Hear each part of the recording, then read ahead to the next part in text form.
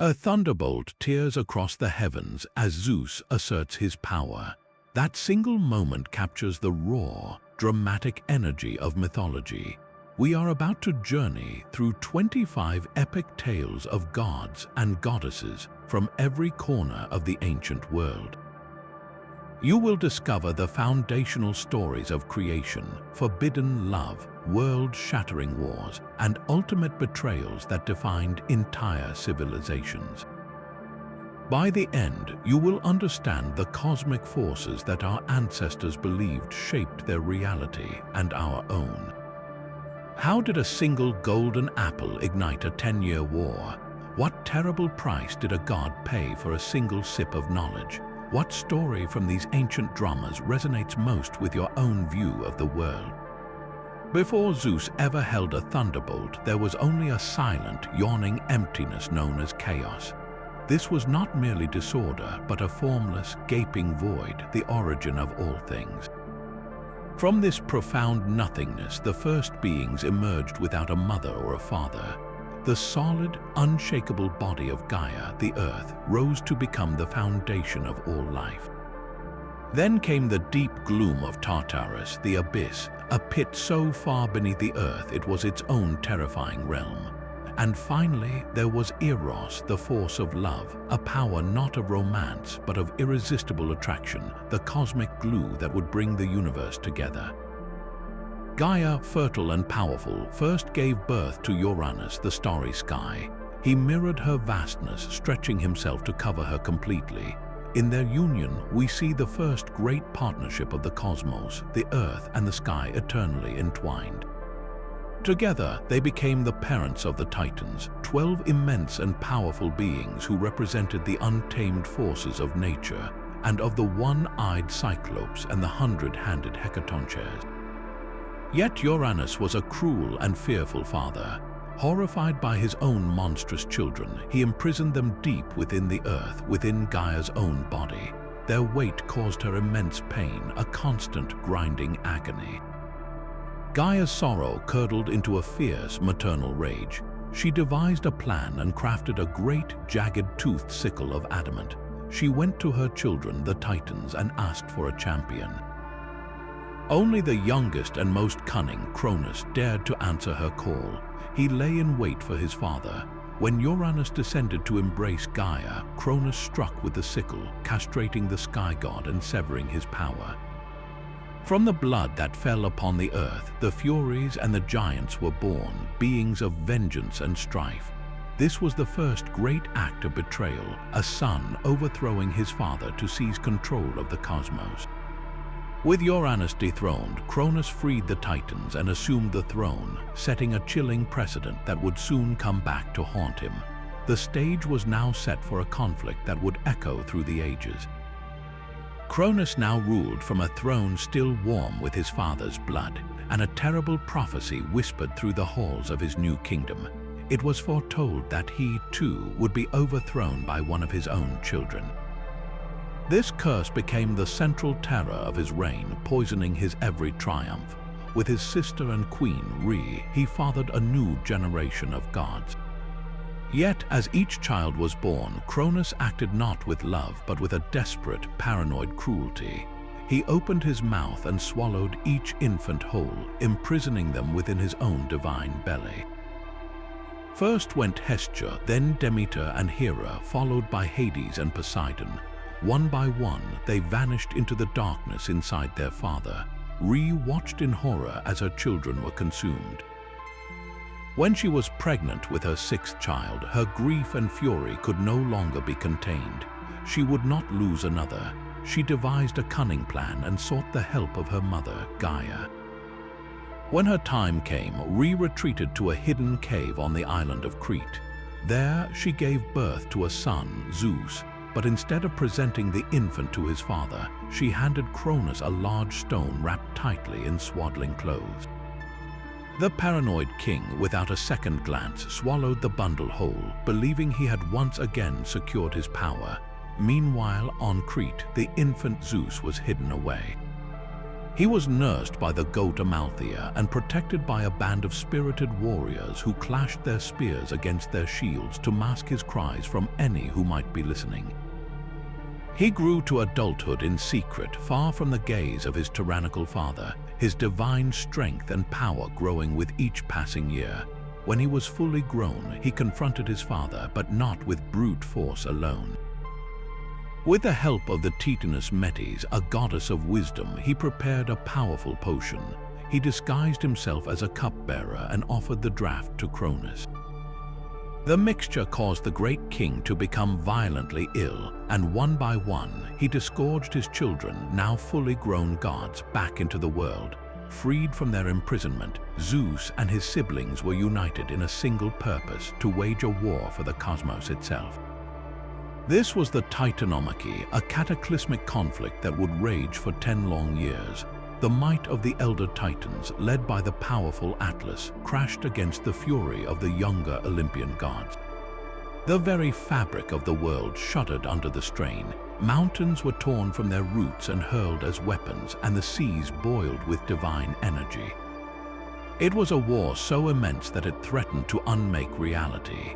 The outcome of this epic struggle would determine the fate of the universe, setting the stage for a new pantheon of gods and a new world order.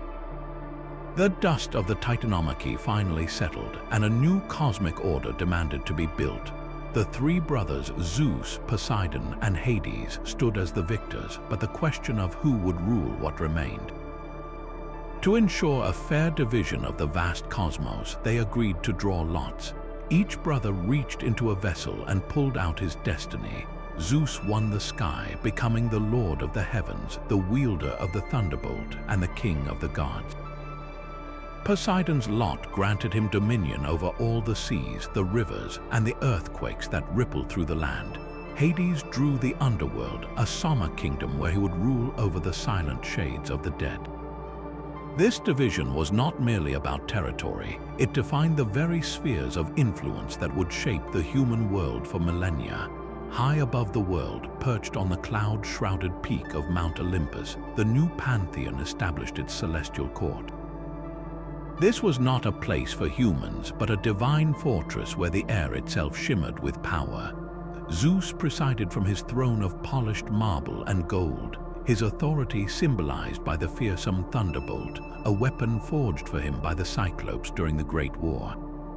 Beside him sat his queen and sister, Hera, the formidable goddess of marriage and family. Yet their union was famously tumultuous, a constant cycle of tension and reconciliation. Zeus' eye frequently wandered, leading to countless romantic escapades with both goddesses and mortal women. He would transform himself into a gentle shower of gold, a magnificent white bull, or even a simple swan to pursue his desires.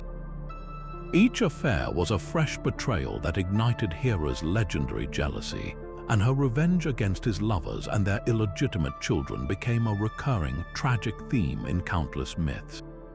Alongside them ruled their powerful siblings. There was Demeter, whose deep connection to the earth gave her command over the harvest and the fertile seasons.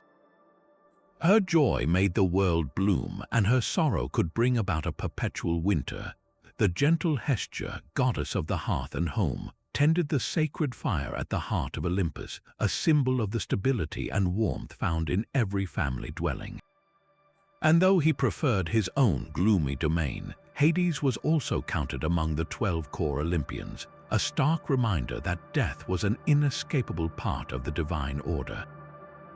Together, this family of gods and goddesses, with all their rivalries, passions, and immense powers, formed a vibrant, chaotic, and deeply human portrait of supreme authority. Their dramas on the mountain would directly dictate the fates of every mortal living below. While the gods feasted on ambrosia high atop Olympus, the world below was a cold and shadowy place. Humanity, still new and fragile, shivered in the dark, without warmth, without craft, and without hope. They were simple clay figures shaped by the hands of a titan who saw more in them than the other gods ever could. His name was Prometheus, whose name means forethought, and his compassion for these helpless creatures would ignite a conflict with the king of the gods himself. Prometheus had fought alongside Zeus in the war against the Titans, but he grew to despise the new ruler's disregard for mortal lives. He watched as humans struggled to survive on raw vegetables and uncooked meat, their spirits as dim as their nights. He resolved to give them a chance, a spark that would change everything. He ventured to the forge of Hephaestus and stole a single, glowing ember of divine fire, hiding it within a hollow fennel stalk. He carried this stolen gift down to the waiting humans, and with it, he gave them not just flames for their hearths, but the very foundations of civilization. With fire came the ability to cook food, to forge metal into tools and weapons, to illuminate the darkness, and to gather in communities that could share knowledge. It was the dawn of art, science, and culture, all born from a single act of defiance. When Zeus looked down from his throne and saw the flickering lights of human villages dotting the landscape, his rage was absolute. This was not just an act of theft, it was an unforgivable challenge to his absolute authority. The king of the gods would make an example of the Titan who dared to love humanity more than he feared divine wrath. His punishment was a masterpiece of cruelty. Prometheus was dragged to a desolate mountain in the Caucasus Range. There, he was bound to the cold, hard rock with unbreakable chains forged by Hephaestus. But his torment was only beginning. Each day, a monstrous eagle, the emblem of Zeus, would descend from the sky. It would tear open the Titan's side and devour his liver, the seat of emotion and passion in the ancient world. Each night, as Prometheus endured his agony, his immortal body would regenerate the organ, healing the wound completely, only to ensure the horrific cycle would repeat at the first light of dawn. This was an eternal torture, a daily death for a crime of compassion. The story of Prometheus echoes through the ages as the ultimate myth of sacrifice for the sake of knowledge. It asks a difficult question: what price are we willing to pay for progress? His suffering symbolizes the immense cost that often accompanies great leaps forward for humanity. The pain endured by the visionary who dares to challenge the established order to bring light to a world content with darkness. His fate reminds us that every comfort of our modern world, every flicker of understanding, was paid for by someone's courage. Zeus' vengeance was not yet complete. While Prometheus endured his torment, the king of the gods devised a more subtle and far-reaching punishment, one aimed not at the defiant Titan, but at the humanity he had dared to uplift. The order went out to create the first woman, a being of divine craftsmanship and irresistible allure, designed to be a beautiful calamity. The smith god Hephaestus, the master artisan, mixed earth and water to mold her form, giving her a face of breathtaking beauty and a body of perfect proportion. The goddess Athena, the embodiment of wisdom and craft, then clothed her in shimmering silver robes and taught her the skills of weaving. Aphrodite, the goddess of love, graced her with an intoxicating charm and the power to stir deep desire. Hermes, the clever messenger, gifted her with a persuasive voice and a cunning, curious mind. They named her Pandora, which means the all-gifted, for every Olympian had contributed to her making. She was a masterpiece of deception, a gift wrapped in divine perfection, yet carrying a terrible purpose. Zeus then presented Pandora to Epimetheus, the brother of Prometheus, whose name means afterthought. Despite his brother's urgent warnings never to accept a gift from the king of the gods, Epimetheus was instantly captivated by her beauty and took her as his wife. With her, Pandora brought a single object into her new home, a large sealed jar. She had been given one strict and simple command from the gods: she must never, under any circumstances, open the lid. For a time, the jar sat in a corner of their house, a silent, mysterious presence. But the gifts the gods had given her, her clever mind and her burning curiosity, began to war with the single rule she had been given. What could be so precious or so dangerous that it needed to be locked away forever? The question gnawed at her day and night. Finally, she could resist no longer. She crept over to the jar, her heart pounding, and with trembling hands she lifted the heavy lid just a crack. It was a catastrophic mistake. In that single, irreversible moment, a horrifying swarm burst forth from the container. Sickness and disease, spite and envy, famine and war, and every other imaginable evil that had been trapped within now flooded out into the world, spreading silently among humanity. Pandora, in a panic, slammed the lid back down, but it was far too late. The world was forever changed, now filled with all the suffering and hardship that had been unleashed. As she stood there in terror, listening to the faint, final sound from within the jar, she realized one thing remained trapped inside. It was Elpis, the spirit of hope. This myth offers a deeply complex explanation for the human condition. It suggests that most of the world's suffering sprang from a single, understandable act of human curiosity. Yet the story leaves us with a profound and enduring question. Was hope left inside as a comfort, a final divine mercy to help humanity endure all the evils that now plague the world? Or was hope itself the final, most cruel evil, locked away to deny us even that simple solace, leaving us with only the painful certainty of our struggles? The jar of Pandora forces us to confront the very nature of hope. Is it a blessing that helps us persevere, or a delusion that makes our suffering bearable? The world plunged into a perpetual winter not from the malice of the gods, but from a mother's inconsolable grief.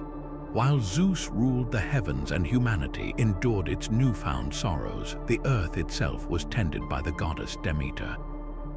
Her joy was the fertile soil, the golden fields of grain, and the blossoming of all living things. Her greatest treasure was her daughter, the radiant Persephone, a maiden whose laughter was like sunlight and whose presence made the whole world bloom. One day, while gathering flowers in a sun-drenched meadow with her companions, Persephone strayed from the group, captivated by a single, breathtaking narcissus. As her fingers closed around its stem, the ground beneath her feet trembled and cracked open with a deafening roar. From the chasm emerged a chariot of blackest obsidian, drawn by 4 immortally powerful horses. At its reins stood Hades, the lord of the underworld, whose lonely heart had been pierced by her beauty. He seized the terrified goddess and swept her down into the dark depths, the earth ceiling shut above them as if nothing had ever happened. The vibrant meadow fell silent, leaving only a few scattered blossoms as evidence of the abduction. Demeter heard her daughter's fading cry echo across the world. A cold dread seized her heart, and she began a frantic, desperate search. For 9 days and 9 nights she wandered the earth, neither eating nor drinking, her torch burning against the night sky as she called Persephone's name. In her anguish, she neglected her divine duties. The land grew cold and hard. Leaves withered and fell from the trees, flowers shriveled into dust, and the rich soil became a frozen wasteland. Famine spread among humanity, and the cries of mortals rose to the ears of the Olympians. The great Zeus himself could no longer ignore the catastrophe. He learned that his brother Hades had taken Persephone to be his queen in the underworld, and he saw that Demeter's sorrow would destroy all life on earth. He sent messenger after messenger to plead with her, but the grieving mother was resolute. She would not allow a single blade of grass to grow until she saw her daughter again. Faced with the total extinction of mortal life, Zeus commanded Hades to return Persephone, but the Lord of the Dead was cunning. Before she left his realm, he offered Persephone a single, blood-red pomegranate seed. Knowing that consuming the food of the underworld would bind her to it forever, she ate just a few of the sweet, ruby kernels. When Hermes finally led Persephone back into the light, Demeter's joy was so immense that the ice began to crack and the first green shoots pushed through the thawing ground. Yet their reunion was shadowed by the truth of the pomegranate seeds. A compromise brokered by Zeus was struck. Because Persephone had eaten the food of the dead, she was bound to return to Hades for 1 month of the year for each seed she had consumed. And so, for 4 months, or some say 6, she must reign as the queen of the underworld. During this time, Demeter mourns, withdrawing her gift of fertility and plunging the world into the barren cold of autumn and winter. But when Persephone emerges from the earth each year, her mother's joy erupts in an explosion of life, painting the world in the vibrant colors of spring and the abundant warmth of summer. This is not a story of a monster and a victim, but a poignant myth of duality, of life born from loss, and of the delicate, necessary balance between joy and sorrow, growth and rest, the world above and the world below. Even the greatest strength is useless against the whispers of a vengeful goddess. From his first breath, the hero Hercules was a target of Hera's unrelenting jealousy, for he was the son of her husband Zeus and a mortal woman. Her hatred was a poison that seeped into his life, and one terrible day it erupted into a devastating madness. In a fit of rage sent by the goddess, Hercules turned his own godlike strength against his wife and children, committing an unspeakable act that left him shattered and consumed by guilt. When the fog of madness lifted, he was left with nothing but the horror of what he had done. Desperate for purification, he traveled to the oracle at Delphi, seeking a path to atone for his sins. The oracle's command was harsh and humiliating. He was to place himself in the service of his cowardly cousin, King Eurystheus, and perform any task the king demanded. Only through complete submission could he hope to find redemption. These tasks became the 12 labors, a series of impossible trials designed to break both his body and his spirit. His first labor was to bring back the skin of the Nemean lion, a monstrous beast whose hide was impervious to any weapon. Hercules soon realized his arrows and sword were useless. Using his wits as much as his might, he cornered the lion in its cave, stunned it with his club, and then used the creature's own claws to pierce its invulnerable hide, proving that brute force alone was never the answer. Another labor sent him to capture the Erymanthian boar, a gigantic and ferocious creature terrorizing the countryside. Instead of confronting it head-on in a fight, Hercules used his endurance, chasing the boar through deep snow until the exhausted animal could no longer run, then capturing it alive to present to the terrified king. Perhaps the most ingenious labor was cleaning the Augean stables, home to thousands of cattle where decades of filth had accumulated. Rather than attempting the impossible task by hand, Hercules used his mind. He diverted the course of 2 mighty rivers, channeling their powerful currents through the stables and washing them completely clean in a single day. Through these trials, Hercules was more than just a strongman. He was a figure of profound perseverance. Each labor was a step on a brutal path away from the monster Hera had made him and toward the hero he chose to become. His story asks us what we are capable of when our greatest failures demand our greatest efforts. Hera's fury was a storm that followed Hercules long after his 12 labors were complete. Even as he achieved fame, her vengeance found new forms.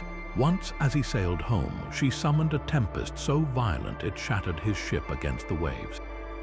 Cast adrift, he washed ashore near Troy, a man stripped of everything but his will to survive.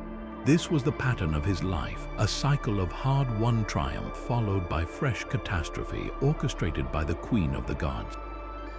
Her greatest weapon remained the torment of his own mind. In another fit of divinely sent madness, Hercules murdered a dear friend, a crime that sent him back into servitude to atone for a sin he never intended to commit.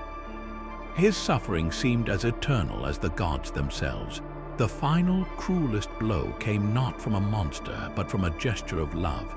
His wife, Deianira, fearful of losing him to a rival, sent him a ceremonial cloak she believed was soaked in a love potion. In truth, it was a deadly poison, a potion manipulated by Hera's influence through a vengeful centaur. As Hercules donned the garment, the enchanted fabric seared into his flesh, causing him unimaginable agony. Realizing he was dying a slow and painful death, the hero built his own funeral pyre on Mount Oeta. With immense dignity, he lay upon the pyre and commanded it to be lit, choosing his own end rather than succumbing to the poison. Yet from the ashes of that terrible fire, a miracle occurred. Zeus, watching his son's final act of courage, intervened. Hercules was lifted from the mortal plane, his mortal part burned away, and he was granted immortality. He ascended to Mount Olympus not as a supplicant but as a god. In a final, profound twist, he was reconciled with Hera, the very goddess who had hounded him his entire life. He even married her daughter, Hebe, the goddess of eternal youth. This apotheosis was more than a reward, it was a resolution. Hercules achieved through unimaginable suffering what no other hero ever had, a true and lasting peace, transforming a lifetime of persecution into a divine eternity.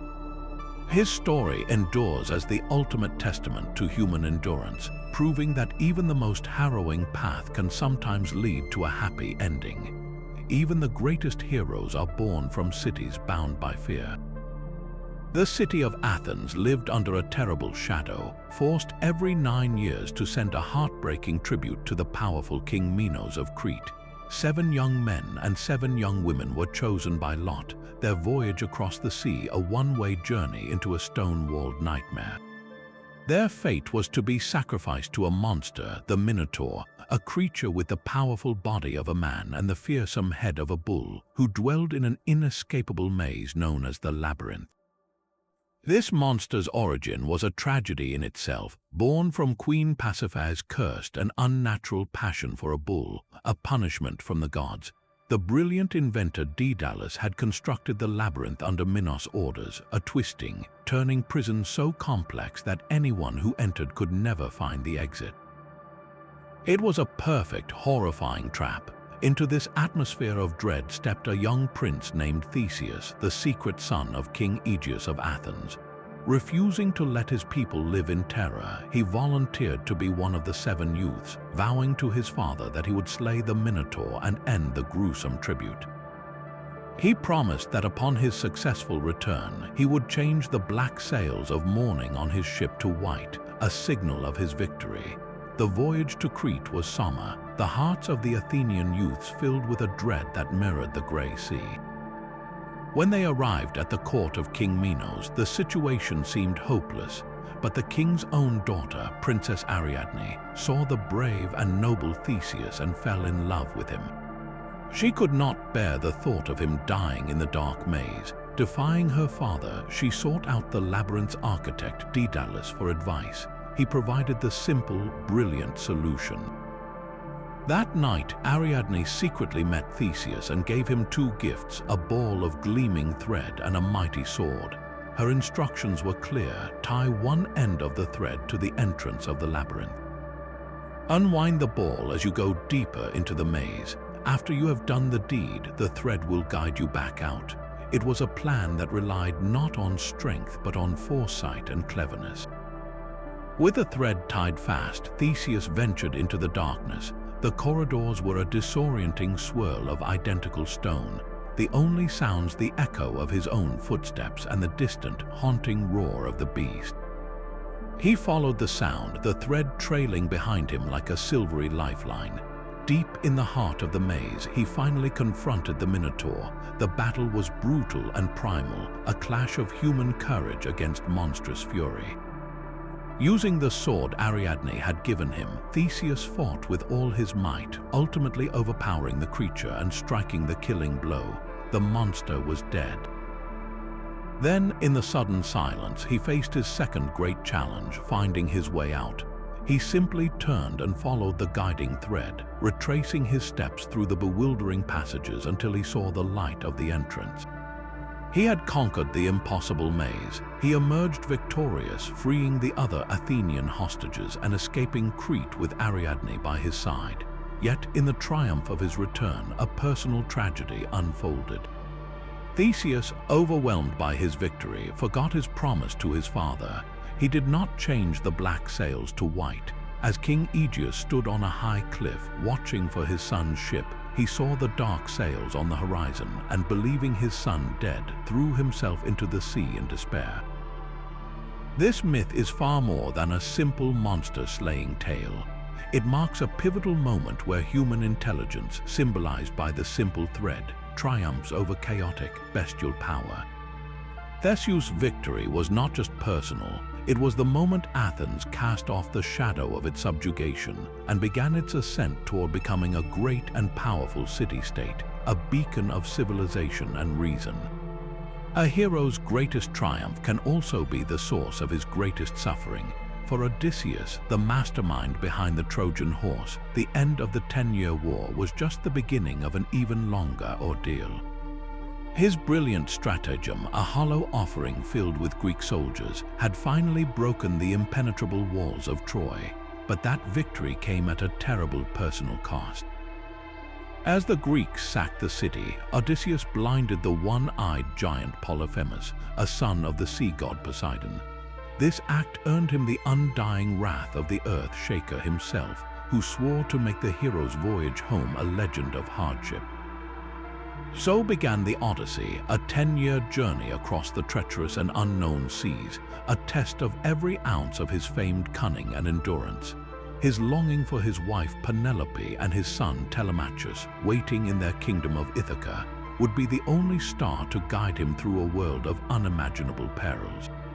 His fleet would first land on the shores of the Lotus Eaters, a peaceful people whose magical fruit made men forget their homes, their families, and their very purpose, offering a sweet but permanent oblivion. Then came the cave of the Cyclops Polyphemus, where Odysseus's cleverness in blinding the monster and escaping by clinging to the bellies of sheep would seal his grim fate with Poseidon. His journey would lead him to the island of the enchantress Circe, who turned his men into swine with a wave of her wand, and to the underworld itself, where he sought advice from the spirits of the dead. He would have to navigate the deadly song of the sirens, whose beautiful voices lured sailors to crash upon the rocks, and steer his ship through the narrow strait guarded by two horrors. On one side was Charybdis, a monstrous whirlpool that swallowed the sea whole 3 times a day, and on the other, Scylla, a many-headed beast who would snatch 6 men from the deck with each pass. Each challenge was a choice between terrible losses, testing not just his strength but his very spirit. This epic is the ultimate adventure, a tapestry woven from the themes of cleverness over brute force, the resilience of the human heart, and the powerful magnetic pull of home. How far would you travel and what horrors would you endure just to get back to the people you love? The horror inside the Cyclops' cave was absolute. After Odysseus and 12 of his best men entered the vast cavern seeking supplies, the one-eyed giant Polyphemus returned, sealing the entrance with a boulder too immense for 100 men to move. The monster, a son of the sea god Poseidon, showed no curiosity or welcome, only a primal hunger. He snatched up 2 of the sailors, smashed their heads against the stone floor, and devoured them whole, washing his gruesome meal down with great draughts of milk. Trapped in the darkness with this man-eating horror, the remaining Greeks faced a slow, gruesome extinction. Odysseus knew brute force was useless, so his mind, the very weapon that had conquered Troy, began to devise a plan of survival that relied entirely on deception. He found a massive wooden staff in the cave, a club the size of a ship's mast, and sharpened one end to a vicious point, hardening it in the fire until it glowed with a fierce heat. Next, he offered the giant a skin of powerful, undiluted wine. Polyphemus, who had only ever drunk milk or water, gulped it down greedily, the strong liquor quickly overwhelming his senses. Drunk and jovial, the monster asked for the stranger's name. With flawless cunning, Odysseus replied, "My name is Nobody." The giant, slurring his words, laughed and promised, "Then nobody shall be the last I eat." As the Cyclops fell into a deep, wine-soaked slumber, Odysseus and his men put the final part of their plan into action. They took the heated stake, and with all their combined strength, they drove it directly into the giant's single eye. The sizzle of burning flesh filled the cave, and Polyphemus awoke with a roar of agony that shook the very mountain. He stumbled to the cave entrance, bellowing for help from the other Cyclopes who lived nearby. They came running, shouting from outside the boulder, asking what was wrong and who was harming him. The blinded giant screamed back in his pain and fury, "Nobody is hurting me." "Nobody is killing me by deceit." Hearing this, the other giant simply shrugged and walked away, believing he was being afflicted by the gods and that there was nothing they could do. Now came the escape. The next morning, the blinded Polyphemus rolled the great boulder aside to let his sheep out to pasture, sitting in the opening to feel each animal as it passed to ensure no men slipped out. But Odysseus had anticipated this. He ordered his men to cling to the undersides of the largest rams, gripping the thick wool tightly. One by one, the sheep walked out of the cave, each carrying a terrified Greek hidden beneath its belly, with Odysseus himself lashed to the largest ram of all. Once they were all safely back to their ship and pushing out to sea, Odysseus's triumph overwhelmed his caution. He could not resist a final boast. He shouted back to the shore, revealing his true identity for all to hear. "If anyone asks who blinded you, tell them it was Odysseus, sacker of cities, son of Laertes of Ithaca." This proud revelation was a catastrophic error. Now knowing the name of his tormentor, the enraged Polyphemus could direct a specific and powerful curse. He lifted his hands to the heavens and called upon his father, Poseidon, to ensure that Odysseus would never see his home again, or if he did, that he would arrive a broken man, having lost all his comrades along the way. This single moment of pride, this human need for glory, is what transformed a brilliant escape into a decade-long ordeal, proving that the greatest threats we face are often born from our own victories. Even the most beautiful wedding can hide a seed of destruction. When the mortal hero Peleus married the sea nymph Thetis, all the gods were invited to celebrate their union, all except for one. Eris, the goddess of strife, was deliberately excluded to keep the peace, but you cannot simply uninvite discord. Furious at the slight, she arrived anyway and tossed a single, gleaming golden apple into the midst of the festivities. Inscribed upon it were 3 devastating words for the fairest. In an instant, the celebration shattered. 3 powerful goddesses immediately stepped forward, each believing the apple was rightfully hers. Hera, the queen of the gods, claimed it as her royal due. Athena, the goddess of wisdom and battle strategy, asserted her divine right, and Aphrodite, the embodiment of love and beauty, felt it was hers by nature. Their argument escalated, threatening to tear Olympus apart, and a desperate Zeus refused to be the judge. Instead, he commanded the mortal Prince Paris, a son of the Trojan king Priam, to make the impossible choice. The 3 goddesses were led to a secluded mountain meadow where Paris was tending his flocks. There, they presented themselves not as distant deities, but as stunningly beautiful women, each offering a separate bribe to sway his decision. Hera promised him boundless political power, the throne of all Asia, and unparalleled wealth. Athena offered him unmatched wisdom and glory in battle, guaranteeing he would be remembered as the greatest military commander of all time. But Aphrodite, understanding the heart of a young man far from home, made a simpler, more personal offer. She promised him the most beautiful woman in the entire world. Paris, a romantic at heart, did not hesitate. He handed the golden apple to Aphrodite. In that single moment, he secured the favor of the goddess of love and earned the eternal, burning hatred of Hera and Athena, an enmity that would doom his entire city.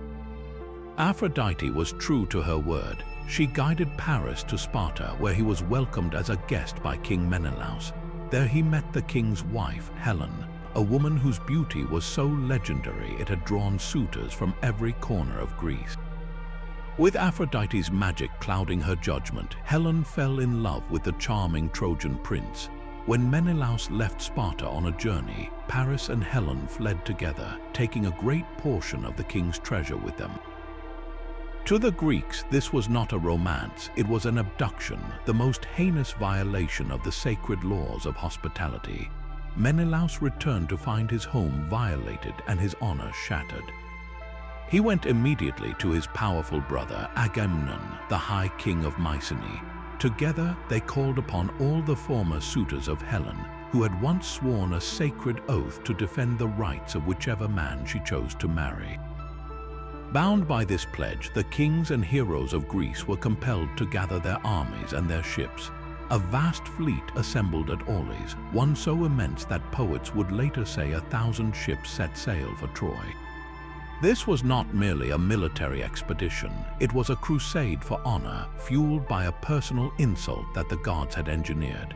The ensuing siege would last for 10 long years, consuming countless lives, all because of a petty argument over a piece of fruit.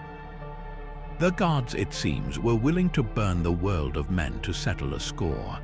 Rage is the defining force of the greatest warrior to walk the plains of Troy. Achilles, the son of the mortal Peleus and the sea nymph Thetis, was born with a destiny of either long, peaceful obscurity or a short, glorious life that would echo through history. His mother, desperate to spare him a mortal's fragile fate, took a drastic step. She dipped the infant Achilles into the sacred, magical waters of the river Styx, the boundary of the underworld itself. As she held him by one heel, the dark waters washed over his tiny body, rendering his skin invulnerable to any weapon. But the spot where her fingers gripped him, his heel, remained untouched by the magic, a single, dry point of mortal weakness on an otherwise divine body. This single oversight would become the axis upon which his entire legend would turn. He grew into a warrior of terrifying speed and strength, a whirlwind of destruction on the battlefield whose very presence could shift the tide of the war. Yet his power was matched by a volatile and prideful spirit, a sense of honor so fierce it could burn down the world around him. This pride ignited the central conflict of the Iliad. When the Greek high king Agamemnon was forced to return his own war prize, he arrogantly seized Achilles' own prize, a woman named Briseis, to restore his honor. For Achilles, this was an unforgivable public insult. His rage was not a quick flare, but a cold, calculated fire. He withdrew from the fighting, taking his loyal Myrmidon warriors with him, and he prayed to his mother to sway the war against the Greeks so that Agamemnon would realize just how much he needed his greatest champion. Without Achilles, the Greek forces began to crumble before the Trojans, led by their own noble hero, Hector.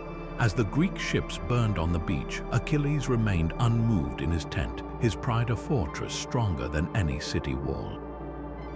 It was his deep, profound friendship with Patroclus that finally broke his resolve. Patroclus, unable to watch their comrades die, begged Achilles to let him enter the fray. Achilles reluctantly agreed, lending Patroclus his own legendary armor, hoping the sight of it would frighten the Trojans into retreat. But Patroclus, swept up in the battle, pursued the Trojans too far. He met Hector face to face before the gates of Troy, and in a brutal fight, the Trojan prince killed him, stripping the famed armor from his body as a prize. The news shattered Achilles. His personal rage was instantly consumed by a grief so profound and all-consuming that it became a force of nature itself. He roared with a sorrow that was heard across the battlefield. His mother, Thetis, had new, even more magnificent armor forged for him by the god Hephaestus himself. Donning this divine armor, Achilles returned to the war, his only goal the death of Hector. The battle between the two great heroes was brief and terrible. Achilles, fueled by a grief that transcended mere anger, hunted Hector down, slew him, and then committed a final, shocking act of desecration, dragging Hector's body behind his chariot around the walls of Troy. This act of rage against a fallen foe stands as one of the most chilling moments in all of mythology, a stark reminder that even the greatest heroes are capable of profound darkness. But Achilles' own fate was already sealed. In the final days of the war, the Trojan prince Paris, guided by the god Apollo, loosed a single, fateful arrow. It flew true, striking the one place the Styx's waters had never touched, piercing Achilles' heel. The invincible warrior fell, his life extinguished by the very mortality his mother had tried to wash away. His story gives us the concept of an Achilles' heel, a permanent part of our language describing that one fatal flaw, that single point of hidden vulnerability that can bring down even the most powerful among us. The legacy of Troy did not end with its smoldering ruins. Its heroes scattered across the Mediterranean, carrying their gods and their stories to new shores. One such hero, Aeneas, fled the burning city with his father on his back and his household gods in his hands, destined to found a new lineage in Italy. It was from this noble Trojan bloodline that the twins Romulus and Remus were born, their story destined to become the bedrock of the entire Roman world. Their mother was a Vestal virgin sworn to celibacy, and their father was none other than Mars, the god of war. This divine origin made them a threat to their great-uncle, the usurper King Amulius, who saw the infants as a challenge to his stolen throne. He ordered the baby boys to be abandoned on the banks of the flooding Tiber River, leaving them to drown or perish from exposure. But the river, seemingly by chance, gently deposited their cradle on the shore at the foot of the Palatine Hill. There, their cries were heard not by a human but by a she-wolf. Instead of seeing them as prey, the animal was moved by a strange, protective instinct. She nudged the babies, licking them clean and allowing them to suckle her milk, giving them the strength to survive. A woodpecker, a bird sacred to Mars, also brought them morsels of food. This wild, nurturing tableau, a wolf and a bird sustaining human children, became the most powerful symbol of Rome's fierce and untamed origins. Eventually, a shepherd named Faustulus discovered the twins. He and his wife took them in, raising them as their own sons in a simple, rustic life. The boys grew into natural leaders, strong and courageous, but their true destiny was about to erupt. During a conflict with another group of shepherds, Remus was captured and taken before their original grandfather, the deposed King Numitor. Through their conversation and the recognition of their royal bearing, the truth of their birth was revealed. The brothers rallied a band of supporters, overthrew the tyrant Amulius, and restored their grandfather to his rightful throne. With their past reclaimed, they decided to found a city of their own on the land where the she-wolf had saved them. But a bitter disagreement arose. Each brother stood on a separate hill, Romulus on the Palatine and Remus on the Aventine, each claiming his own spot was the better place to build. They agreed to seek a sign from the gods, taking auspices by watching the flight of birds. Remus saw 6 vultures first, a powerful omen, but then Romulus saw 12. Each brother's supporters declared their man the winner, and the argument escalated into a furious rage. As Romulus began to plow the sacred boundary for his new city walls, Remus, in a final act of mockery and contempt, jumped over the freshly dug furrow. This was no simple leap. To cross the sacred boundary of a city was a profound religious crime, an act that threatened to curse the entire foundation. In a flash of terrible fury, Romulus struck his brother down, killing him on the spot. With the words, "So perish any who dare to cross my walls," Romulus became the sole founder and the first king of the city he named after himself, Rome. His city, however, had a problem. It was filled with men but had no women. Romulus devised a shocking and brutal solution. He announced a great festival and invited the neighboring Sabine people. In the middle of the games, at his signal, the Roman men rushed in and seized the Sabine women, carrying them off to become their wives. This violent act, the rape of the Sabine women, led to a war, but it was the women themselves who ultimately brokered a peace. Having built lives with their Roman husbands, they stood between the two armies and begged their Sabine fathers and Roman husbands to stop the fighting. Their intervention unified the two peoples, creating a stronger, blended population. From this chaotic and bloody beginning, marked by fratricide and abduction, the unstoppable rise of Rome began, a city born from war and destined to forge an empire. Far to the north, where the ice meets the fire, a different kind of cosmos was born from a void called Ginnungagap. This immense, silent chasm lay between two opposing realms, the scorching, spark-filled land of Muspelheim and the frozen, mist-wreathed world of Niflheim. Where their elemental forces met in the middle of the void, the fire's heat licked at the icy rimes, causing great blocks to melt and drip. From these dripping, life-giving waters, the first being slowly coalesced, a colossal, hermaphroditic giant named Ymir. And from the same melting ice came a massive cow, Ordhumla, whose rivers of milk nourished the growing giant. As Ymir slept, more giants, the Jotnar, sweated from his armpits and legs, becoming the first race of beings. Ordhumla, meanwhile, licked the salty ice blocks, and by the end of her first day of licking, a man's hair had been revealed. By the second day, his entire head had emerged. On the third day, a full-bodied man, strong and handsome, was freed from the ice. This was Beri, the ancestor of the gods. His grandson was a god named Odin, who, with his brothers Vili and Ve, looked upon the chaotic, giant-filled world and saw a need for order. They confronted the primal giant Ymir and slew him, and in an act of cosmic creation, they used his corpse to fashion the entire world. Ymir's flesh became the soft soil and rolling hills of Midgard, the Middle Earth. His unspilled blood pooled into all the oceans, lakes, and rivers that surround the lands.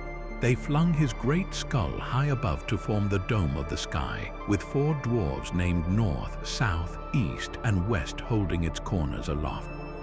His brains were tossed into the air to become the clouds, and his bones became the mountains.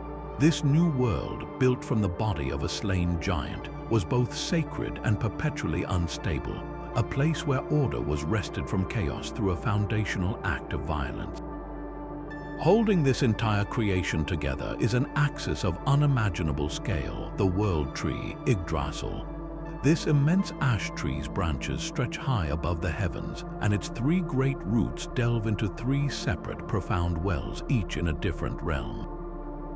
It connects the 9 worlds, from the home of the gods, Asgard, to the world of humans, Midgard, and down to the misty land of the dead, Hel. This is not a peaceful, static tree, but a vibrant, living, and suffering entity. At the very top, perched among the highest branches, sits a wise eagle.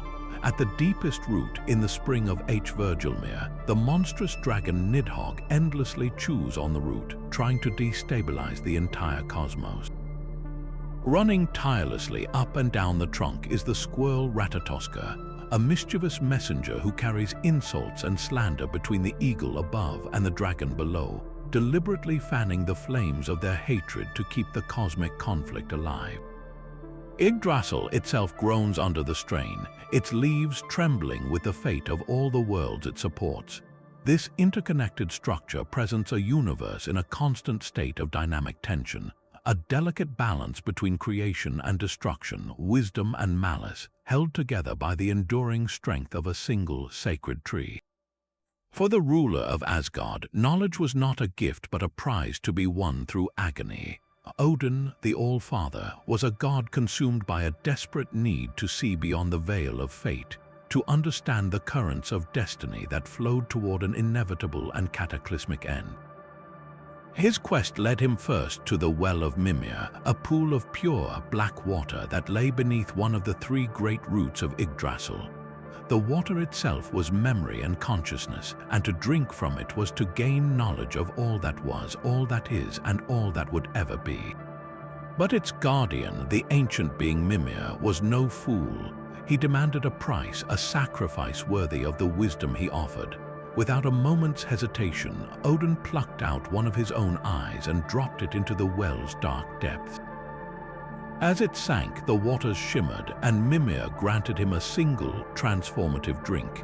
This was how Odin became the one-eyed god, trading a part of his sight for a vision that encompassed the entire cosmos. Yet this was only the beginning of his torment. The runes, the ancient magical alphabet that held the power to shape reality, remained locked away, their secrets jealously guarded. To learn them, Odin knew he must offer a sacrifice of even greater magnitude. He journeyed to the world tree, Yggdrasil, and in a ritual of ultimate self-destruction, he hanged himself from a windswept branch. He impaled his own side with his spear, Gungnir, and hung there, suspended between the worlds for 9 days and 9 nights. He was exposed to the elements, a sacrifice of himself to himself, teetering on the edge of death. As he stared into the churning waters of the well of Mimir far below, the secrets of the runes were finally revealed to him. He saw them not as simple letters, but as living forces of creation and destruction. With a final, gasping effort, he reached down and seized them, his scream of triumph and agony echoing through the 9 realms. When he cut himself down, he was forever changed, carrying not only the power of the runes, but the profound, personal cost of that power etched into his very being. This relentless pursuit defines the Norse worldview, where wisdom is not lightly given or cleverly stolen, but earned through the most harrowing personal suffering. What does it say about a culture that believed the highest understanding could only be reached by staring into the abyss of one's own mortal pain? Fear coiled in the hearts of the gods, a dread born not from ignorance, but from a prophecy they knew to be true. They had raised Fenrir, the giant wolf son of Loki, in their own hall of Asgard, watching the playful pup with wary eyes, but he did not stay small for long. Fenrir grew at an impossible rate, his strength swelling with each passing day until his very presence became a threat that overshadowed their golden city. They knew from the runes and the whispers of the Norns that when the final battle of Ragnarok dawned, this wolf would be the one to devour Odin himself. The All-Father's hard-won wisdom was useless against this foretold doom. The gods decided they must restrain the beast not out of malice but from a desperate need for survival. Their first attempt was a heavy chain called leading. They brought it to Fenrir as a test of his strength, a challenge the proud wolf could not resist. He allowed them to wrap the thick links around his body, and with a single, effortless flex of his muscles, the chain shattered into 1,000 pieces. Unfazed, the gods commissioned an even stronger fetter, one twice as heavy, named Dromi. Again, Fenrir accepted the challenge, and again, with a great shake and a roar, he burst the bonds as if they were made of dried straw. With each broken chain, the gods' fear deepened into genuine terror. They realized no ordinary forge, no earthly material could hope to hold him. Their only hope lay in magic, in a creation of pure cunning. They went to the dwarves, the master smiths of the earth, and demanded a fetter made from the impossible. The dwarves, masters of their art, crafted a soft, silken ribbon named Gleipnir. It was deceptively delicate, but its strength was absolute, for it was woven from 6 impossible things: the sound of a cat's footfall, the beard of a woman, the roots of a mountain, the sinews of a bear, the breath of a fish, and the spittle of a bird. These were concepts, not substances, and from their abstract essence, the dwarves created a bond that no strength could break. When the gods returned to Fenrir with this slender ribbon, the wolf was immediately suspicious. He saw no honor in testing something that looked so frail, and he feared their trickery. He refused to be bound unless one of the gods was willing to place a hand in his mouth as a pledge of good faith, a token of trust that this was a fair test and not a trap. A heavy silence fell over the gathered gods. Each knew what that pledge would cost. Only one, the god of courage and law, Tyr, had the fortitude to step forward. He calmly placed his right hand between the wolf's monstrous jaws. The other gods quickly bound Fenrir with the silken Gleipnir. The wolf struggled as he had before, but the harder he strained, the tighter the magical ribbon became. He was trapped. Realizing the betrayal, Fenrir clamped his jaws shut in a fury of rage and pain, severing Tyr's hand at the wrist. The god of law had sacrificed his own flesh to enact a necessary deception, a terrible act that would ensure the safety of the cosmos for a time. They dragged the bound wolf to a desolate, remote island and secured Gleipnir to a rock deep in the earth, placing a sword in his jaws to force them open, his howls of rage becoming a permanent feature of the winds. This story is a profound paradox, a necessary evil committed by the gods themselves. It asks us where the line is between betrayal and survival, and whether some fates are so terrible that they justify any action, even one that breaks the very laws of honor and trust you are sworn to uphold. Even the mightiest god finds frustration in the simple task of fishing. Thor, the Thunderer, protector of mankind, decided to join the giant Hymir for a day on the water. It was not a friendly excursion, but a contest of strength and nerve. Hymir, a dour and skeptical giant, did not believe the famous god was as powerful as the stories claimed. They rowed far out to sea, past the point where any sane fisherman would dare to go. When Hymir suggested they use common bait, Thor revealed his true, audacious plan.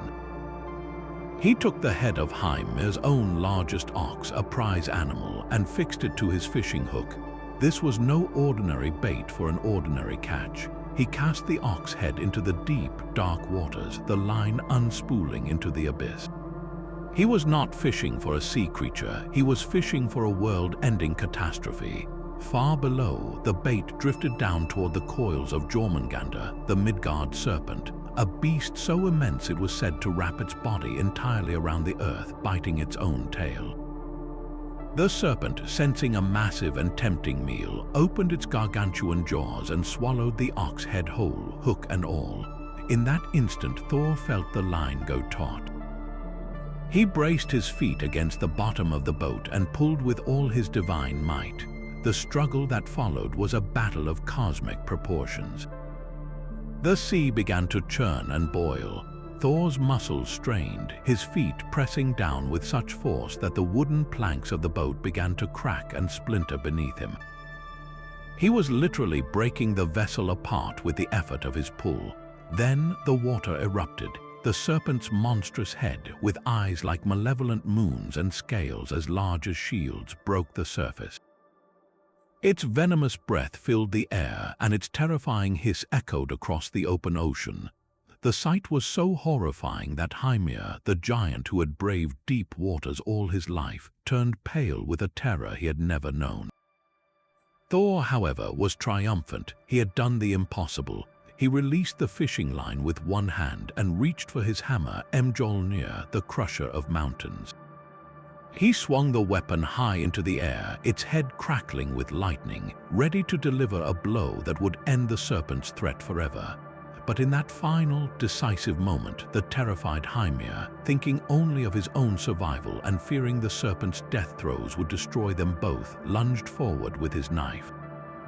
He slashed the fishing line. The tension vanished instantly. With a splash that sent waves across the world, Jormungandr sank back into the safety of the deep, leaving Thor roaring in fury and frustration. The serpent had been within his grasp, and a coward's fear had stolen his victory. This fishing trip was far more than a simple tall tale. It was a chilling preview. The battle was merely postponed, not cancelled. Thor and the Midgard serpent were destined to meet one final time on the blood-soaked fields of Ragnarok, where their long-delayed confrontation would end in mutual destruction. Panic seized the golden halls of Asgard, a silence more terrifying than any battle cry. Thor's hammer, Mjolnir, the great protector of gods and humanity, was gone. The giant Thrym had stolen it, hiding it so deep beneath the earth that even Odin's all-seeing eye could not find it. Without that weapon, the realms were defenseless and the giants grew bold. Thrym sent a message, a chilling ransom note carved into a runestone. He would return the hammer only if the beautiful goddess Freyja was given to him as his bride. The demand was an insult, a mockery of their power. Freyja, her fury as bright as her famed necklace, refused outright, her rage shaking the very foundations of the hall. The gods were trapped, their greatest strength held hostage by a giant's whim. Desperation filled the air until the clever, chaotic Loki saw a path through the impossible. He proposed a plan so absurd, so audacious that it was their only hope. Thor, the mighty thunder god, would have to become the bride. He would dress in Freyja's finest gown, cover his fierce face and famous red beard with a flowing veil, and present himself to Thrym as his blushing bride-to-be. Thor roared with indignation, but what choice did he have? The fate of the cosmos rested on his ability to play a role. Loki, ever the master of deception, would go with him, disguised as a clever handmaiden to guide the performance. The journey to Jotunheim, the land of the giants, was a trial in itself. Thor sat in the bridal gown, his knuckles white as he gripped the chariot, every rumble of thunder a sign of his simmering rage. When they arrived at Thrym's hall, the giant king was ecstatic. He had never seen his bride so substantial. He marveled at her piercing eyes, which Loki quickly explained were red-rimmed from longing for her wedding day. Then came the wedding feast, a test of Thor's composure that nearly shattered the entire scheme. The god of thunder had not eaten all day. When platters of food were set before him, he devoured an entire ox, 8 whole salmon, and washed it all down with 3 entire casks of mead. Thrym stared in stunned disbelief. His delicate bride was eating enough for a small army. Loki, the swift-tongued handmaiden, leaned in and whispered an explanation. "Your bride was so consumed with love for you, great Thrym, that she could not eat for 8 days. Her hunger is a testament to her passion." The giant, flattered and foolish, believed every word. His heart swelled with pride, and he could wait no longer. He called for the sacred hammer, Mjolnir, to be brought forth and placed in the bride's lap to bless their union and sanctify their marriage. This was the moment. As the mighty weapon was laid upon his knees, Thor's fingers closed around the familiar handle. In one fluid, explosive motion, he tore the veil from his face, his eyes blazing with divine fury. He was no longer a bride, but the god of thunder, and his hammer had come home. The first blow struck Thrym, shattering his skull. The next fell upon the entire gathering of giants, a storm of divine vengeance that left no one standing in the hall. Laughter and celebration had turned to dust and silence, all because a giant underestimated the lengths a god would go to reclaim his power. From the frozen roots of Yggdrasil, we journey to the sun-scorched sands of a civilization built along a life-giving river. In the theology of Heliopolis, one of ancient Egypt's most influential religious centers, the universe began not with a battle or a giant's corpse, but with a single, solitary consciousness adrift in an infinite, dark ocean. This was the primordial water, the Nun, a boundless and inert sea of chaos that held within it the potential for all existence.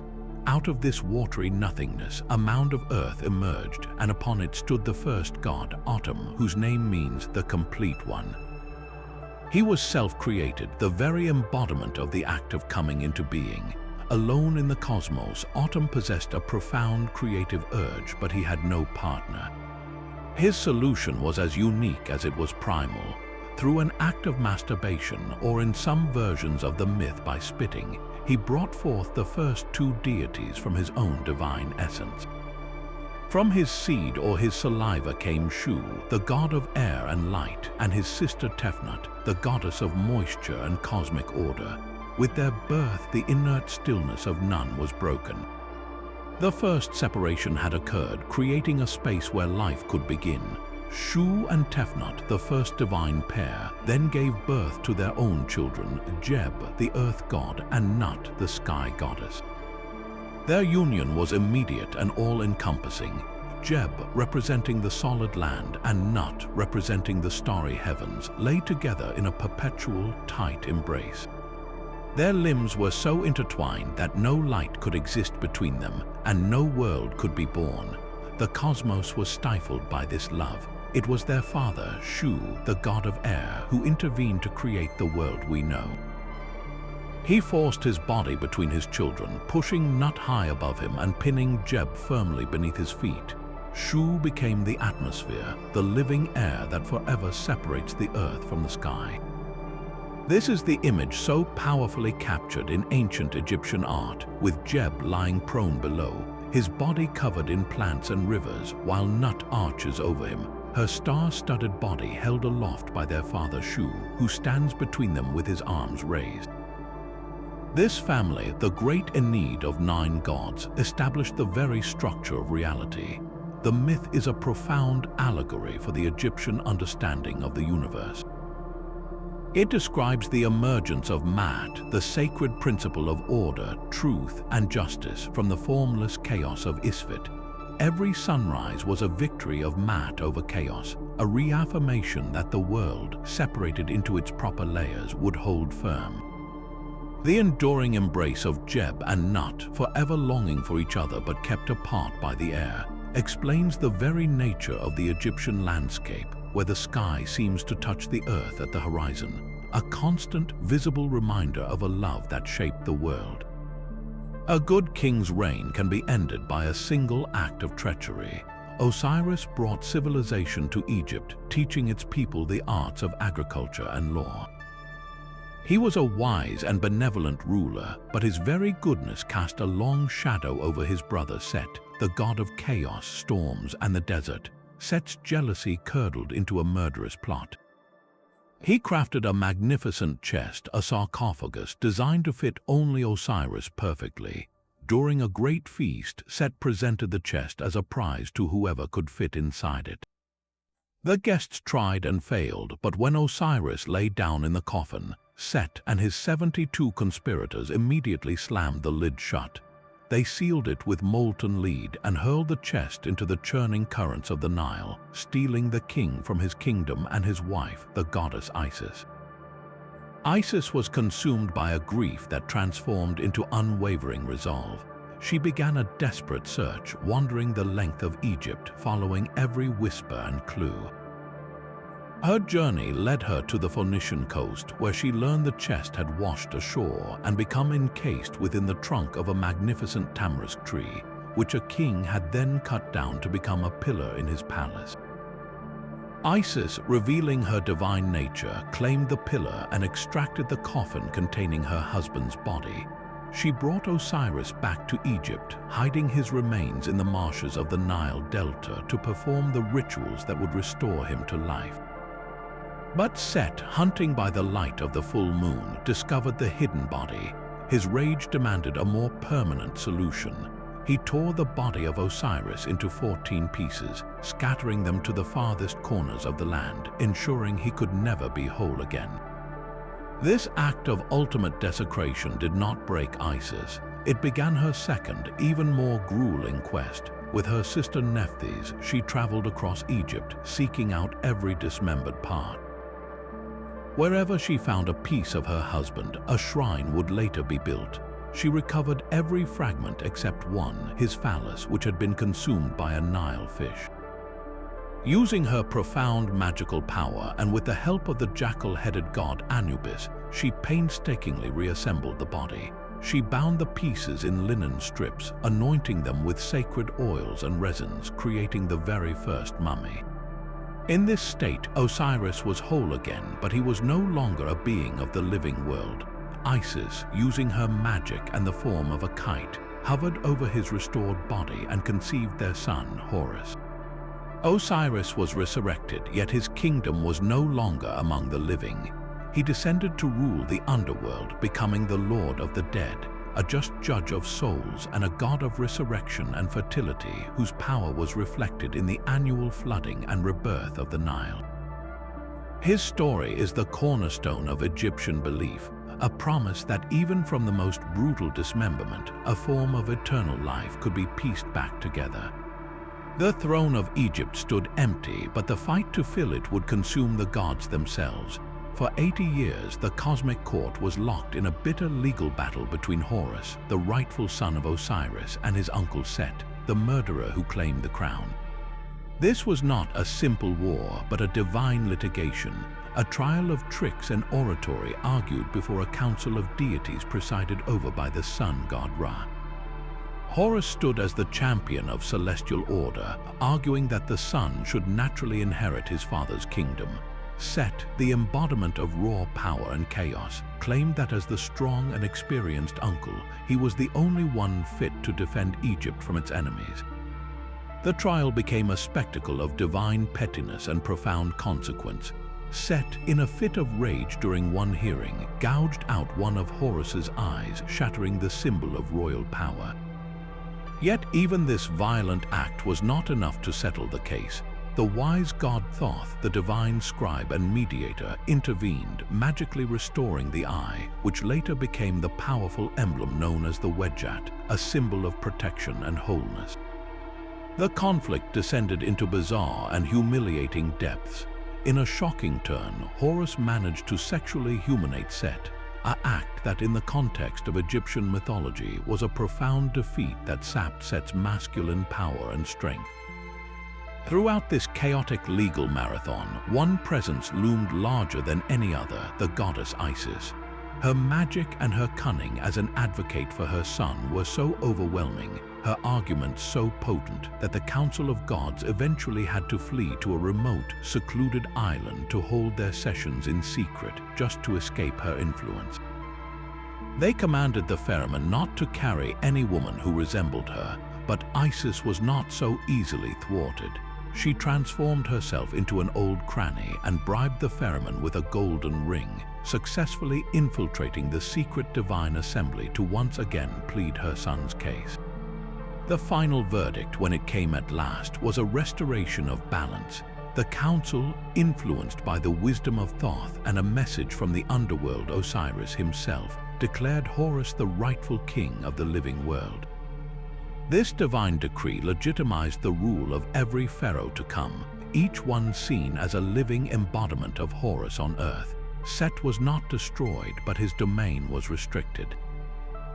He was confined to the chaotic edges of the world, becoming the god of the barren desert, foreign lands, and the violent storms that threatened the order of Maat. The contendings established a timeless principle that even after the most brutal upheaval, order and rightful succession must ultimately triumph over chaos and usurpation. The very first land was born from a jeweled spear dipped into the ocean. In the high plane of heaven, the primordial gods commanded the divine couple, Izanagi and Izanami, to give solid form to the world below, a floating, oily chaos upon the sea. Standing upon the floating bridge of heaven, Izanagi lowered the magnificent spear, Aim no Nuboko, into the briny waters below. He stirred and stirred, and when he lifted the spear, the salty drops that fell from its tip coagulated into an island, the self-forming land of Onagoro. It was here that the two deities descended to begin their sacred work. Their first act was to perform a marriage ritual. They built a great pillar and decided to circle it from opposite directions. When they met on the other side, Izanami, the female spirit, spoke first, saying, "What a fine young man." They united, but their first children were malformed. Puzzled, they consulted the heavenly gods, who revealed the problem. The woman had spoken first, breaking the proper order. They repeated the ritual around the pillar, and this time when they met, Izanagi spoke first, saying, "What a fine young woman." Their union was then blessed, and from this correct order they gave birth to the 8 great islands of Japan, followed by the mountains, rivers, winds, and the multitude of gods that inhabit the natural world. Their creation was a symphony of life, each new element a child of their divine partnership. But this harmony was shattered when Izanami gave birth to her final child, the fire god Kagetsuchi. The searing flames of his birth so terribly burned her that she died, descending to the dark and polluted land of the dead, Yomi no Kuni. Izanagi's grief was a tempest. He wept and raged, and then, sword in hand, he slew the infant fire god, whose blood and body in turn gave birth to even more deities. But his anger could not fill the void left by his wife.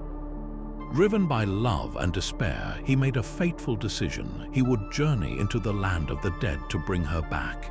He pleaded with the gods of Yomi to release her, arguing that their work of creation was not yet complete. From the shadows, Izanami's voice echoed, telling him she wished to return, but that she had already eaten the food of this land, binding her to it. She begged him not to look at her and went to consult with the gods of Yomi, leaving Izanagi waiting in an agony of impatience. He could wait no longer. Breaking his promise, he snapped a tooth from his comb, lit it as a torch, and pushed forward into the gloom. The flickering light fell upon Izanami, and what he saw was not his beautiful wife, but a horrifying spectacle of decay. Her once lovely body was now a crawling mass of maggots, with 8 thunder deities roaring from her rotting flesh. He had seen her in her true, death-polluted state. Shamed and enraged by his betrayal, Izanami, along with the hags of Yomi, chased him out of the underworld. Izanagi barely escaped, blocking the pass between the lands of the living and the dead with a massive boulder. From opposite sides of this eternal barrier, they spoke their final words, their love now a formal divorce that separated life from death forever. This heartbreaking flight from darkness sets the stage for one of mythology's most profound rituals of cleansing, an act that would birth the very sun itself. His grief was a force powerful enough to challenge death itself. Izanagi could not accept a world without his beloved Izanami. He resolved to do what no god had ever dared, to descend into the foul land of Yomi no Kuni and bring her back to the world of light. The journey was a descent into pure, suffocating darkness, a realm where the air itself was thick with the stench of decay, and the silence was broken only by the skittering of unseen things. He finally found her in the gloom, her form a shadow of its former self. She agreed to return with him, but she pleaded with him to wait patiently, and above all, to never look upon her until they had fully escaped the underworld. It was a simple rule, a single thread of trust that would determine their fate. But as he waited in that oppressive blackness, a terrible doubt began to gnaw at him. Was it truly her voice he heard? Had the rot of this place already claimed her beauty? Overcome by a desperate, clawing need to see her face just once, he broke his promise. He snapped a tooth from the sacred comb in his hair and lit it as a torch. The sudden flame illuminated the terrifying truth. The beautiful Izanami was gone. In her place stood a monstrous, decaying corpse, her flesh crawling with maggots, with 8 thunder gods roaring from the putrefaction of her body. He had not just broken a promise, he had witnessed a shame that could never be unseen. Her sorrow instantly transformed into a shrieking, vengeful fury. Humiliated and enraged, Izanami, along with the horrific hags of Yomi, gave chase, their howls echoing through the tunnels of the underworld as Izanagi fled in utter terror. He barely escaped, throwing his staff and then peaches at his pursuers before finally heaving a colossal boulder into the pass, sealing the entrance to Yomi forever. From opposite sides of that stone, they screamed their final words of divorce, a permanent separation of the living from the dead. But Izanagi was now polluted by his contact with death. He journeyed to a river and performed a profound purification ritual, washing the filth of the underworld from his body. As he cleansed himself, the very water gave birth to new deities. From his left eye emerged the radiant sun goddess Amaterasu. From his right eye came the moon god Tsukuyomi, and as he washed his nose, the volatile storm god Susanoo was born. From a single, forbidden look in the land of the dead came the 3 celestial siblings who would shape the destiny of Japan, a cosmos purified from the horror of a broken promise. Even the most bitter enemies can unite for a prize beyond imagination. The Devas, the gods of order, had grown weak, their power fading with time. The Asuras, the demons of chaos, were equally desperate for a way to secure their dominance forever. The solution lay hidden at the bottom of the primordial ocean of milk, a celestial nectar known as Amrita, which granted immortality to whoever drank it. To obtain it, they would have to work together, churning the very cosmos itself. They uprooted the massive mountain Mandara to use as a churning rod. The great serpent king, Vasuki, agreed to become the churning rope. The Devas took hold of Vasuki's head, while the Asuras, suspecting trickery, took hold of his tail. They began to pull, rotating the mountain back and forth, churning the ocean with a cosmic friction that shook the universe. But the mountain had no foundation and began to sink into the soft ocean floor, threatening to swallow the entire endeavor. In that moment of crisis, the preserver god Vishnu took action. He transformed into a colossal tortoise, Kurma, and dove to the bottom of the cosmic sea. His immense shell became the pivotal base for the mountain, stabilizing the entire operation and allowing the great work to continue. As the churning intensified, the ocean began to yield its wonders. First, however, came not a treasure but a catastrophe. A thick, black smoke billowed from the waters, coalescing into a deadly poison known as halahala. This toxin was so potent it threatened to consume all of creation, suffocating every living thing. in a moment of selfless sacrifice, the great god Shiva came forward. He gathered the virulent poison into his cupped hands and drank it all. His consort, Parvati, gripped his throat to prevent the poison from reaching his stomach, saving his life but staining his neck a permanent blue, earning him the name Nilakantha, the blue-throated one. With the poison neutralized, the ocean finally released its divine treasures. The celestial cow Kamadhenu, who could grant any wish, emerged from the depths. The goddess of fortune, Lakshmi, rose from the waves on a lotus blossom, her radiance illuminating the cosmos. The white elephant Airavata, the wish-fulfilling tree Parijata, and the moon itself were all born from the churning. Finally, the physician of the gods, Dhanvantari, appeared holding the pot of gleaming Amrita. The moment the demons saw the nectar, their temporary alliance with the gods shattered. A violent struggle erupted over the pot. It was then that Vishnu enacted his final, brilliant stratagem. He transformed into Mohini, an enchantress of breathtaking beauty. Distracting the Asuras with her divine dance, she took the pot of Amrita and offered to serve it herself. She arranged the Devas and Asuras in separate lines. As she moved down the row, she served the nectar only to the gods. One demon, Rahu, suspected the deception and disguised himself as a god to take a sip. But before the nectar could pass his throat, the sun and moon gods alerted Vishnu, who instantly severed Rahu's head with his discus. The demon's head, having tasted the immortality, became immortal itself, forever chasing the sun and moon across the sky in an eternal cycle of eclipses. Through wisdom and sacrifice, rather than brute force alone, the cosmic balance was preserved, ensuring that order would have the strength to hold chaos at bay, at least for another age. From the silent void of chaos to the churning of the cosmic ocean, these 25 tales have unveiled the foundational dreams of humanity. Across the pantheons of Greece and Rome, the frozen realms of the Norse, the life-giving Nile of Egypt, and the sacred islands of Japan, we have witnessed a stunning tapestry woven from shared threads. The universe begins in a struggle between order and chaos. A king is betrayed and resurrected.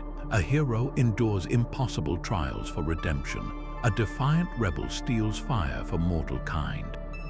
A mother's love defies the very boundaries of death. These are not just isolated legends, but the recurring, powerful echoes of our own deepest questions about life, power, love, and sacrifice. These stories were the first attempts to explain the world, to give meaning to the thunder and the harvest, to birth and death, and to the forces that seem to govern our lives. They gave names to the chaos, and in doing so, they gave us a way to understand it. The gods themselves, in all their flawed and passionate glory, mirror our own best and worst qualities, their epic dramas reflecting the timeless struggles of the human heart. That is why they still speak to us across the centuries, inspiring our greatest art, our most enduring literature, and our fundamental understanding of what it means to be human. We see our own resilience in the trials of Hercules, our own curiosity in the choice of Pandora, our own longing for home in the odyssey of a weary king. These myths are the bedrock of our collective imagination. Now we turn the story over to you. Which of these ancient tales resonated most deeply with your own view of the world? Was it the sacrifice of Prometheus, the heartbreaking love of Orpheus for Eurydice, the cunning of Odysseus, or the solemn duty of Osiris? Share your favorite mythological story in the comments below. Let us know which pantheon captured your imagination. If you enjoyed this journey through the epic tales of gods and goddesses, please give the video a like and subscribe to the channel for more deep dives into the wonders and mysteries of our past.